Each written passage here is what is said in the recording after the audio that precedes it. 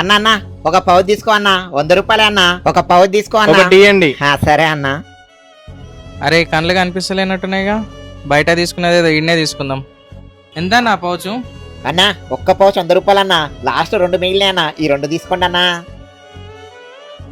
సరే అన్న, నాకు ఒకటి ఇచ్చేసాయి. సరే అన్న, నాకు కూడా ఒకటి ఇవ్వవా? అరే పైసలు రా, లేపేద్దామా? థ్యాంక్స్ అన్న. ఏ వాడి దగ్గర ఏం లేవన్నా, చిల్లర పైసలు తప్ప.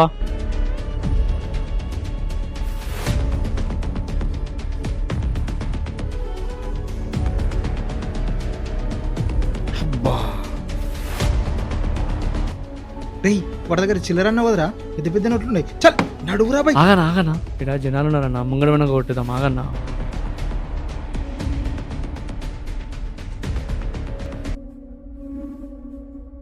చెల్లమ్మ వెళ్ళొస్తా. అన్నయ్య ఒక్క నిమిషం. చెప్పమ్మా.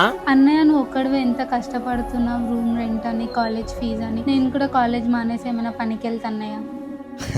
వద్దమ్మా, నువ్వు అసలు అలాంటి ఆలోచనలు పెట్టుకోకమ్మా. నువ్వు కష్టపడ్డా నాకు అస్సలు ఇష్టం లేదు. 1-2 రోజులు ఎలాగైనా కష్టపడి ఈ పౌచరాన్ని అమ్మేస్తామ్మా, అప్పుడు మనం కాలేజ్ ఫీజు కట్టుకోవచ్చు. సరే అన్నయ్య, జాగ్రత్తగా వెళ్ళిరా. అబ్బా ఇంకా 2 రోజులు కష్టపడితే మా చెల్లె ఫీజు కట్టొచ్చు మంచిగా. మా చెల్లె చాలా సంతోషంగా ఉంటుంది.